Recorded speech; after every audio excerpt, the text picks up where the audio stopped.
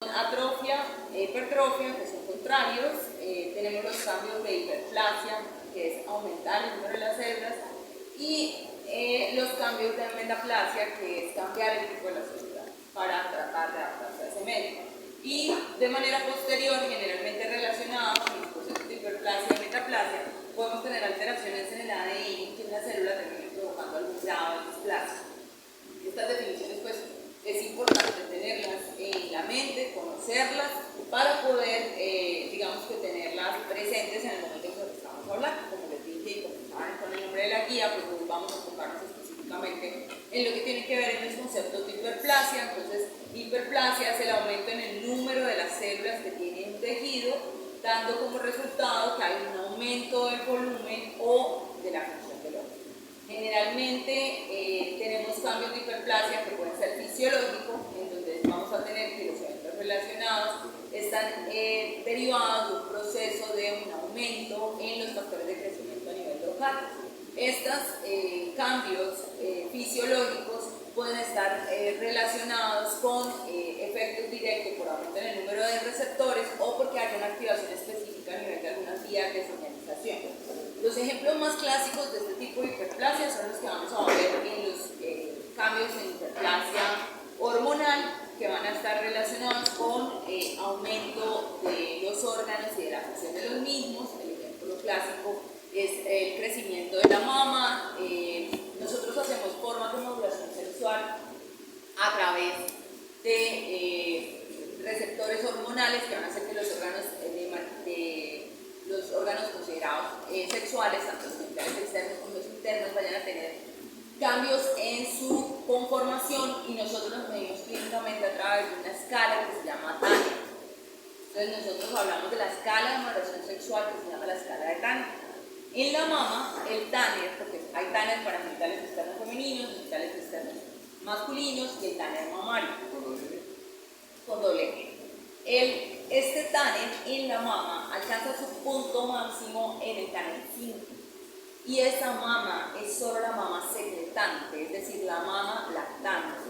Entonces es entender que ese tipo de modificaciones está directamente derivado del crecimiento hormonal. Eso no quiere decir que la mama Tanner 4 es una mama inmadura, es una mama que tiene una función, que no tiene una función activa en ese momento, porque obviamente la función de la glándula mamaria es secretar leche, pero que está preparada para que ante cierto tipo de cambios hormonales se pueda presentar esa secreción. Por eso, en algunas situaciones en que las mujeres tienen algún tipo de alteración o que hay un aumento en la secreción, bueno, mujeres jóvenes, porque a las personas les puede pasar, que tengan un tumor que secrete prolactina y empiecen a haber secreción de material lácteo a través de la mama. No alcanzan el punto máximo, como están el 5, como las mamas secretantes, pero sí van a haber esa producción. Entonces, esa es una forma fácil de entender cómo son las hiperplasias fisiológicas, es decir, cómo un órgano aumenta su densidad celular para mejorar, optimizar o realizar cierto tipo de función, ¿sí? Ya lo que tiene que ver con todos los procesos preparativos en la fase final del proceso inflamatorio, como la curación de heridas, que la semana entrante hacemos una revisión acerca de cómo se hace la curación de heridas en piel, cómo se va a hablar de cicatrización, la semana entrante, una fase de cerrar lo que va a ser la semana de inflamación. Vamos a entender que todo proceso inflamatorio tiene que terminar con un proceso reparativo, perdón.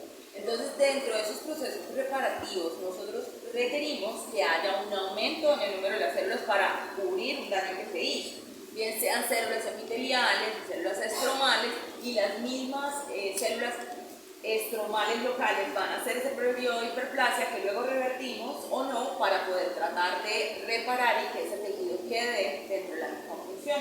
También pueden hablarles de algún momento en que algunos órganos tales como el hígado, que está en fase quiescente. El hígado son las hepatocitos no células que tienen la capacidad de replicarse, pero que no lo hacen de manera activa, sino que lo hacen bajo ciertas circunstancias, es decir, ellas tienen todo el material genético que les va a permitir hacer la replicación, pero solamente lo hacen cuando tienen alguna necesidad específica o se activan estas vías.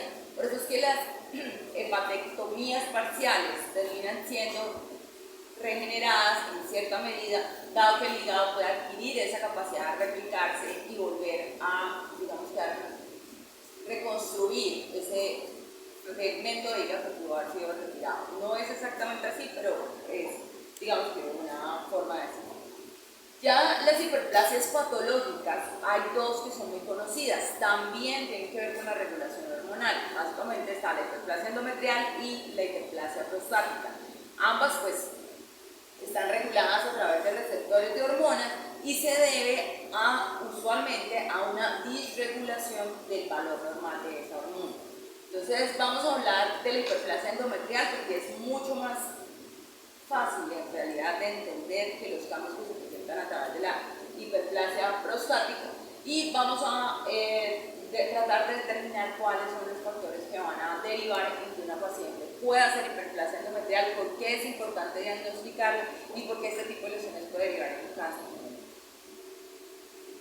Para poder hablar de esto, lo primero que tenemos que recordar es que nosotras tenemos unos ciclos hormonales, vamos a tener unos pulsos de hormonas que van a estar ciclando a lo largo de toda nuestra vida reproductiva y que esos ciclos van a derivar en algunos cambios específicos. Vamos a tener unos cambios en picos ováricos, en picos hormonales a nivel de la hipófisis, vamos a tener unos cambios a nivel de lo que denominamos un ciclo ovárico, vamos a tener un ciclo endometrial y este ciclo endometrial es lo que se traduce en lo que se conoce comúnmente como ciclo menstrual, pero pues el proceso va en relación a estos tipos de hormonas.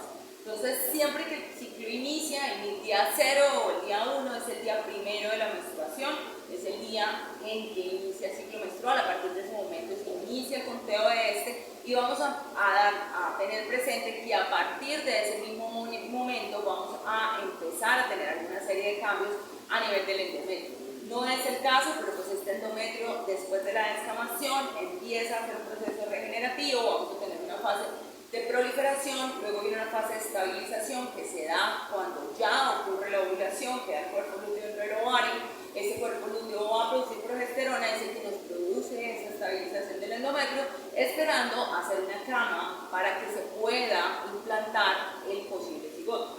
Una vez que no ocurrió este proceso de fecundación, no hay una secreción gracias al trofoblast de la gestación para que se estabilice el cuerpo lúteo.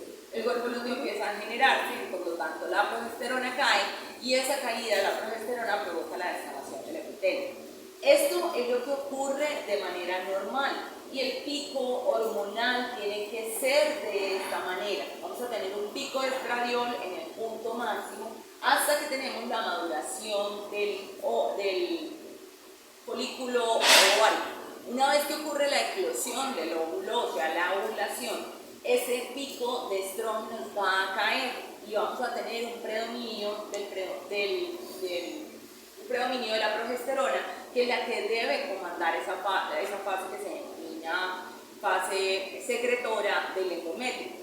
Una vez que eso ocurre, vamos a empezar a tener nuevamente un efecto de ascenso del estradiol, pero nunca va a alcanzar el pico máximo obtenido en la ovulación, hasta que el cuerpo lúteo se degenera, tenemos un feedback negativo, se libera la FSH y ahí volvemos a empezar maduración ovárica maduración del folículo ovárico para la secreción, para que ocurra nuevamente una ovulación. Entonces, ese proceso para nosotros en patología pues va a tener una serie de cambios que nos permiten a nosotros datar el endometrio. No se trata de que ustedes sepan cómo se hace un dataje endometrial, no es del resorte de ustedes ni están en el nivel para aprenderlo, pero sí es importante que ustedes tengan claro que existen una serie de modificaciones que sufre ese epitelio a lo largo del ciclo menstrual como tal. En la fase proliferativa es un tejido, como su nombre lo dice, que prolifera, por lo tanto vamos a tener replicación, por lo tanto vamos a ver mitosis en ese tejido. Y cuando estamos en la fase secretora, que es cuando tiene el predominio de la progesterona, las células se llenan de vacuolas, esta vacuola permite digamos que una serie de cambios a nivel de la glándula, pero los principales cambios en la fase de la progesterona están en el estroma. En lo que se conoce el estroma endometrial, que es lo que va a producirse un cambio adicional que se llama desidualización. más adelante al final del semestre cuando damos placenta y algo de lo que tiene que ver con la gestación, vamos a hablar de ese proceso, muy por encima, muy para estudiante de medicina. Y estos cambios en estos dos ciclos, entre la fase proliferativa, la fase secretora y lo que va a conocer la fase menstrual, es el ciclaje normal. ¿Qué pasa si nosotros tenemos alteraciones en esos picos de hormonas? ¿Qué es lo que va a alterarse durante ese proceso? Pues el síntoma cardinal usualmente de una disregulación en ese proceso no va a ser otro que lo que se denomina hemorragia uterina normal. Es decir, cuando los sangrados se producen fuera de lo que uno espera. O sea, se llama ciclo menstrual porque cicla, es decir, tenemos periodos de tiempo en los que sabemos exactamente qué ocurre en ese proceso, porque vamos a tener picos que se repiten en el tiempo. Caída de la progesterona lleva a liberación de FSH madura hasta que ocurre la eclosión, ese es el punto máximo de los estrógenos. Una vez ocurre la eclosión y queda el cascarón del folículo ovárico, pues eso se vuelve cuerpo lúteo. Cuerpo lúteo produce hormona luteinizante asociada a la progesterona va a mantener el cuerpo lúteo hasta que pasen los 7 a 10 días en que el embrión debería tener tropoblasto para que el tropoblasto mantenga el cuerpo lúteo. Si eso no ocurre, el cuerpo lúteo se degenera y se pierde y volvemos a iniciar el ciclo. Por eso es que siempre desde tiempos inmemoriales la ausencia de menstruación se ha asociado a pensar o que la paciente sepa, la mujer sepa que es altamente probable que esté embarazada, porque los ciclos se repiten de manera secuencial. Nosotros tenemos alteración del ciclo, bien sea porque hay un exceso de sangrado, no hay sangrado o hay una disminución, hay sangrados intermenstruales. Eso se llama hemorragia uterina normal. O sea, la hemorragia uterina normal no significa un exceso en el sangrado, puede ser sangrados escasos, solo es que no están dentro del ciclo. Nosotros vamos a tener varias causas de sangrado endometrial, pero para poder entender las causas tenemos que tener presente que no es lo mismo un adolescente a una mujer adulta, ya menopáusica o perimenopáusica. Entonces, cada grupo etario va a tener una serie de causas o condiciones que se asocian a ese sangrado endometrial. Y es importante que nosotros tengamos presente que siempre que se haga una entrevista a una mujer, esté en edad reproductiva o no, hay una serie de cosas que se conocen como antecedentes ginecológicos, que siempre tienen que ir en la nota clínica que usted haga. Siempre van a preguntar los antecedentes ginecológicos, porque los pulsos hormonales en las mujeres nos definen muchas cosas en nuestra salud. No es solamente lo que tiene que ver con ginecología, definen demasiadas cosas en nuestra salud y los antecedentes ginecológicos siempre tienen que estar. Siempre hay que preguntar cosas como cuándo inició la menarquia, cómo son sus ciclos menstruales, cuánto tiempo, cada cuánto le llega el periodo, cuánto dura menstruando, cuántos días dura el ciclo menstrual. Este tipo de cosas ayudan a ver la regularidad del ciclo y nos pueden ayudar solo por clínica, es decir, solo por la entrevista, a tratar de determinar si la paciente pudiera tener alguna alteración o si la paciente tiene ciclos anovulatorios. Aquí están las preguntas que yo les decía, la frecuencia, o sea, cada cuánto le llega, la duración, cuántos días dura sangrando, regular o no, es decir, siempre los periodos son más o menos del mismo, tiene estos periodos en que no le viene meses en los que no le viene la menstruación. Este tipo de cosas ayuda a establecer este ritmo de ciclo menstrual que va a ayudar a establecer el proceso. Y cuando nosotros tenemos las alteraciones en este ciclo, que vamos a tener nombres como hipermenorreas cuando tenemos sangrados, tenemos amenorreas cuando no llega la menstruación, tenemos metrorragias cuando tenemos sangrados muy copiosos. Entonces van a ver la semiología de ginecología, la van a ver más adelante, o sea, las alteraciones en este ciclo, pero es importante que ustedes sepan que siempre se van a relacionar. Nosotros hay un algoritmo una mnemotecnia, que ayuda a recordar cuáles pueden ser las causas de las anormalidades en el ciclo menstrual, y esa mnemotecnia es PALM-COIM.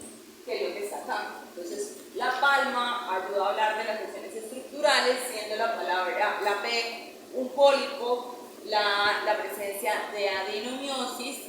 La adenomiosis, lo van a ver también más adelante, es el proceso mediante el cual las glándulas o el estroma del endometrio queda atrapado en el miometrio. ¿Sí? Recuerden que nosotros tenemos en el útero la serosa, el miometrio, que es la capa muscular, y el endometrio, que es la capa funcional, que es la que sí.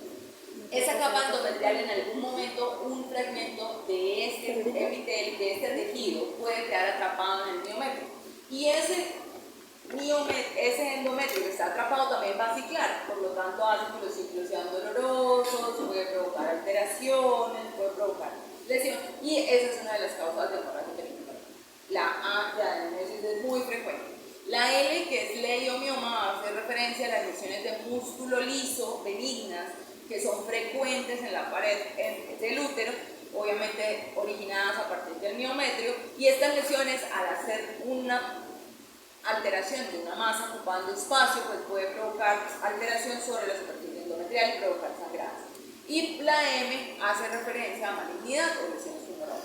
Ya las otras causas, que son las causas no estructurales, la C hace referencia a las denominadas coagulopatías o trombofilias, que evidentemente pues, tenemos un tejido que va teniendo sangrados, si tiene algún proceso alterado en su cascada de coagulación, va a provocarse alteración en ese proceso.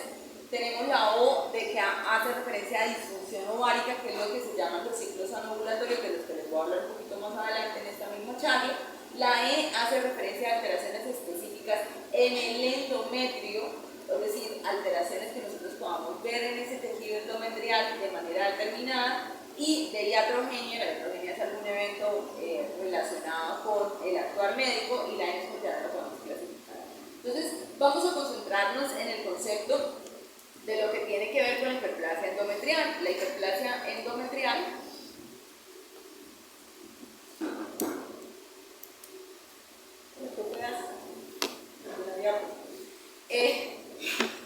entonces, dentro de estas causas vamos a tener que ver que la hiperplasia endometrial nosotros vamos a tener una alteración en el ciclo normal. Esa alteración en el ciclo normal es que el pico de estrógenos nunca se ve o no logramos contrarrestarlo con el pico de progesterona.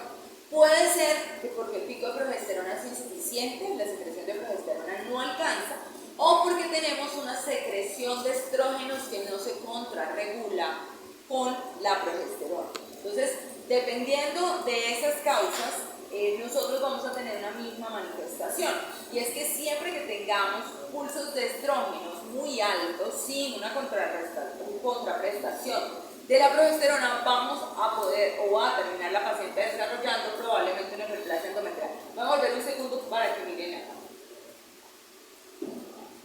Nosotros requerimos que haya esta caída de los estrógenos para que nuestro epitelio haga el cambio de proliferativo, es decir, pare de proliferar y las células se estabilicen y empiecen la fase de acumulación para secretar. Por lo tanto, cuando nosotros no tenemos esos cambios, también estas mujeres van a tener alteraciones en su fertilidad. Si nosotros no tenemos una cama mungida con esa acumulación que hace el estroma del endometrio durante la fase progestacional, ahí tampoco se va a poder implantar adecuadamente un embrión. Y si se implanta, existe una probabilidad que se pierda. Entonces, estos picos son muy exactos y requieren esas variaciones. Si nosotros terminamos con unos picos estrogénicos muy elevados, ese cambio no va a ocurrir. Entonces, vamos a tener un exceso en la fase proliferativa del endometrio, y si nosotros tenemos un tejido que prolifera además y aumenta su masa celular, se llama un tejido hiperplásico. Entonces, esa es la base de la lesión. Usualmente los cambios de hiperplasia se dan en los periodos de disregulación, es decir, muy probablemente la hiperplasia esté mucho más asociada a mujeres en edad perimenopáusica, cuando están en los periodos, en la fase del tiempo en la que ya se están acercando al periodo perimenopáusico, porque la cantidad de óvulos o la presencia de estos óvulos no es la más óptima, por lo tanto el cuerpo lúteo no va a ser tan óptimo, y por lo tanto el pico de progesterona no va a ser el ideal. Se asocian más frecuentemente a ese proceso. Sin embargo, porque repito, hay una cosa que se denomina ciclos anovulatorios y se producen condiciones muy específicas en mujeres en edad reproductiva. Por ejemplo, el síndrome de ovario poliquístico. Estas mujeres tienen un exceso en la producción, una hiperestrogenemia. Y esa hiperestrogenemia hace que nunca termine de haber el proceso y ellas pueden terminar con hiperplasia endometrial. La base para la presentación de esta lesión es la hiperplasia, perdón, es el hiperestrogenismo, es decir, el exceso de estrógenos. Estas son las causas. Entonces,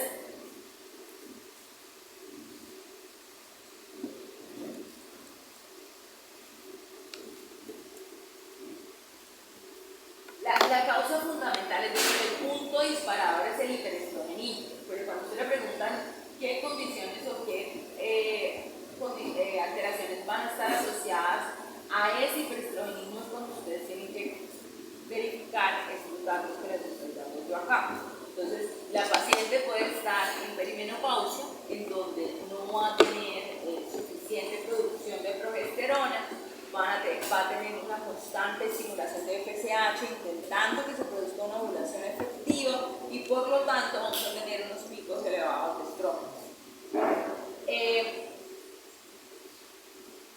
Lo que tiene que ver con el síndrome de ovario poliquístico, pues como su nombre dice, la palabra síndrome, es un poco más complejo.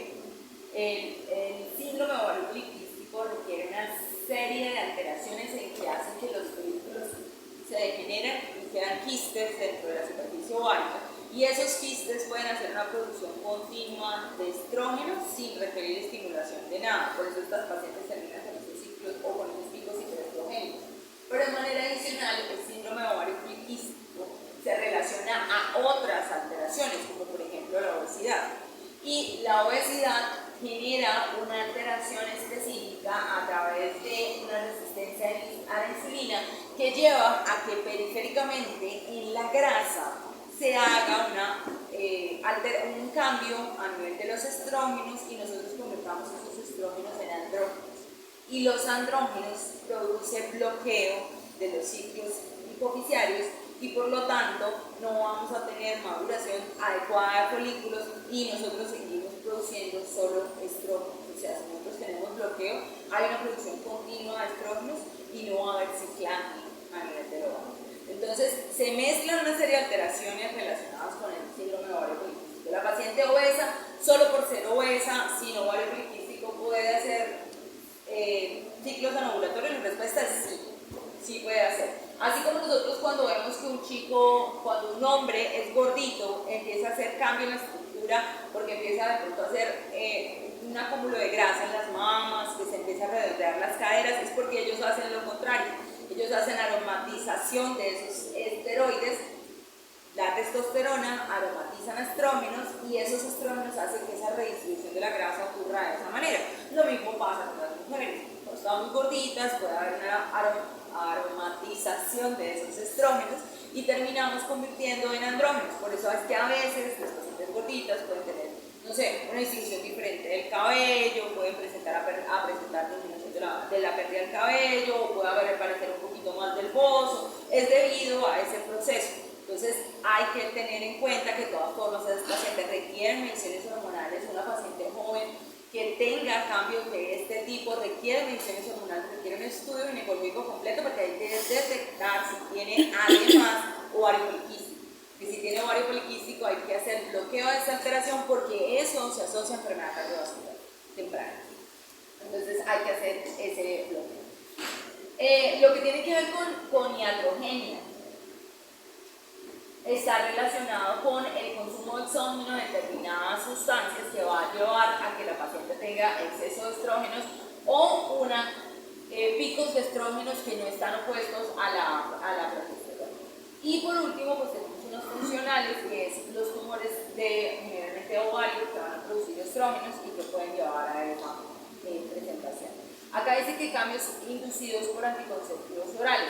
Hoy por hoy esto cada vez es menos frecuente porque los anticonceptivos que nosotros orales que utilizamos tienen microdosis y esas microdosis hacen que nosotros tengamos alteración. Esto era mucho más frecuente antes cuando utilizaban unas dosis exorbitantes de estrógenos para hacer los procesos de anticoncepción. Los factores de riesgo están relacionados con, usualmente son pacientes muy parecidos. Cuando nosotros tenemos esos ciclos, uno de los factores de riesgo más importantes para esto es tener ciclos durante mucho tiempo, ciclos menstruales. Entonces las personas que tienen menarquia muy temprana y menopausia muy tardía son personas que llevan ciclando mucho tiempo. Y se vuelve un factor de riesgo porque cuando tienen todo ese proceso de ciclaje pueden ocurrir errores o disregulaciones y aumenta la probabilidad, porque también es probable que una persona joven madure un folículo y el folículo eclosione y el folículo que quedó no sea capaz de hacer el cambio de las células de la teca y producir progesterona. Entonces uno puede tener ciclos anovulatorios de manera normal. Lo anormal es que sean muy seguidos. Entonces eso ocurre cuando están empezando a ciclar en la parte alrededor de la menarquia, en los primeros 6-8 meses, es muy frecuente que los ciclos sean anovulatorios. Es decir, que los óvulos no eclosionen de manera adecuada y terminen siendo un ciclo anovulatorio con no producción de progesterona de manera adecuada. Por eso es que, si se acuerdan las chicas, cuando les llegó la menarquia la primera vez pudieron haber pasado mucho tiempo sin volver a llegar o empezaron a tener ciclos irregulares. Para uno poder estabilizar ese proceso se demora usualmente entre 6 meses a 18 meses y que el ciclo empiece ya a ser regular y que empiece ya 28 o 35 días, se demora un tiempo mientras el sistema empieza a regularse. Profe, Señora, ¿sí es lo ideal que los médicos manden pastillas anticonceptivas a las mujeres que sufren de eso? ¿de qué? ¿De ovario poliquístico o No, de ciclos no tan regulares. Depende de lo que sí tienen que hacer es un estudio. O sea, la compañera me pregunta que si la irregularidad en el ciclo menstrual se regula con anticonceptivos. La respuesta es no se regula porque el anticonceptivo te bloquea. O sea, el anticonceptivo te quita el síntoma de la irregularidad del periodo. Pero el anticonceptivo lo que hace es cortar el ciclo, porque eso es lo que iba a explicar. Uno puede no haber tenido hijos, pero si usted toma anticonceptivos, está teniendo una pausa en su sistema y es un factor protector de los anticonceptivos para la libertad endometrial. Porque cuando uno toma el anticonceptivo, bloquea el sistema interno. Porque yo tengo el pico de estrógenos, usted toma estrógenos y luego viene un periodo en el que uno cesa el consumo de estrógenos. Por eso las pastillas de los anticonceptivos son o numeradas del 1 al 28 y dice cuál es la de cada día, o vienen unas de un color y otras de otro color. Las que no traen el otro color no tienen estrógenos. Entonces lo que uno hace es simular un ciclo. Usted toma estrógenos todos los días y de un momento a otro deja de tomar estrógenos. Se toma la pastilla para no perder la costumbre de tomarse la pastilla. Pero esas pastillas no tienen estrógenos. Entonces, simular ese ciclo que hacen los anticonceptivos ayuda a que usted bloquee el sistema. No está haciendo producción de progesterona porque la progesterona solo se produce cuando ocurre ovulación y los anticonceptivos lo que son es antiovulatorios. Entonces lo que hacemos es bloquear desde adentro. No necesito que haya FSH de folículo, madurando los folículos para que el folículo me produzca estrógeno porque yo lo estoy tomando. Entonces corto el sistema desde adentro. Entonces eso hace que se vuelva un factor protector. Entonces volviendo a tu pregunta, no sirve en el sentido de que se le vaya a resolver el problema, sirve en el sentido de que se le quita el síntoma. Todo depende de a qué le llame irregularidad en el periodo. A sangrados muy copiosos. Yo siento que el sangrado copioso puede ser una característica de alguien en específico que sienta que sangra mucho, o sangrado escaso que sienta que no. Los anticonceptivos son una cosa más cómoda del universo. Usted no tiene casi sangrado, disminuye notoriamente los cólicos. Eso no quiere decir que sean inocuos, ¿no? Porque tiene todos los problemas de la toma de anticonceptivos, ¿no? Aumenta la probabilidad de trombosis, aumenta la probabilidad de síntomas como migraña, aumenta complicaciones específicas en pacientes ante determinadas condiciones, pero pues digamos que es una buena forma de tratar de regular. Lo importante siempre es que una persona que tenga alteraciones en el ciclo menstrual se tienen que evaluar de acuerdo a la edad que tengo. Entonces, todavía estamos en esos primeros 2 o 3 años desde el inicio de la menarquia y que de pronto todavía apenas se está regulando. 2. ¿Será que está empezando con un síndrome ovario poliquístico y lo que yo requiero es hacer medición de hormonas y seguimiento? 3. ¿Será que tenemos un problema en la hipófisis y lo que ella tiene es una alteración en la secreción de hormonas a nivel central? Por eso es que los ciclos no se solucionan con un médico general. Tiene que ser un ginecólogo y hay ginecoendocrino para esa regulación. Lo que pasa es que en nuestro medio, y es una de las cosas que siempre les digo, ustedes que son los futuros médicos tienen que empezar a cambiar ese chip. Todo el mundo se ha metido en el ciclo de la mujer, todo. ¿Sí? ¿Quién embaraza? Yo siempre pregunto lo mismo. Yo tengo ciclos menstruales toda la vida y si no tengo un hombre que me embarace, no me va a embarazar. Partenogenesis no hacemos. ¿Sí? ¿Por qué los anticonceptivos no se utilizan nosotros? Todos los problemas, o sea, el uso de anticonceptivos ha sido una cosa aberrante. Hemos tenido enfermedades en niños, productos de madres que han tomado anticonceptivos, como pasó con la talidomida, como pasó con el dietilvestriol. Las hijas de mujeres que tomaron dietilvestriol durante los años 40, 60, tuvieron tumores, las hijas, ni siquiera las señoras, o sea, las señoras también, pero las hijas nacidas de mujeres con altas concentraciones de este tipo de medicamentos, que era un anticonceptivo, hacían carcinomas de endometrio tempranamente. Así era la carga hormonal de horrorosa que se pasaba de madre a hija durante la gestación. Entonces, todo el tiempo se ha vendido esa idea de que el ciclo hormonal de la mujer es una cosa que hay que tapar. O sea, además uno no se puede quejar que tiene cólicos porque ya está histérica, uno no se puede manchar porque qué cochina se manchó, como si fuera una cosa horrorosa. Entonces, hay que tratar de mediar eso. Un médico general no puede simplemente, si una chica le dice que tengo cólico, le dice, no toma anticonceptivos. ¿Sí? Una chica dice, no, es que se me está poniendo irregular el periodo, test de embarazo está negativo, toma anticonceptivos. No, porque es que hay que hacer la evaluación. Entonces, es una cosa como siempre es remitir al ginecólogo, el ginecólogo va a hacer todo lo que se llama ficha alrededor del ciclaje y si él considera bien controles hormonales y cita con endocrino. Porque el hecho de tomarlo tan deportivamente hace que las alteraciones funcionales del endometrio, llámense pólipos, tumores o algún tipo de lesión, pase inadvertida y luego, cuando esa persona quiera quedar embarazada, va a tener el problema y afecta directamente la vida reproductiva. Entonces, nunca es tomarse tan deportivamente los síntomas alrededor de lo que es un ciclaje. La recomendación mía sería, el anticonceptivo sirve si lo único que usted le incomoda es eso, pero o sea, la persona que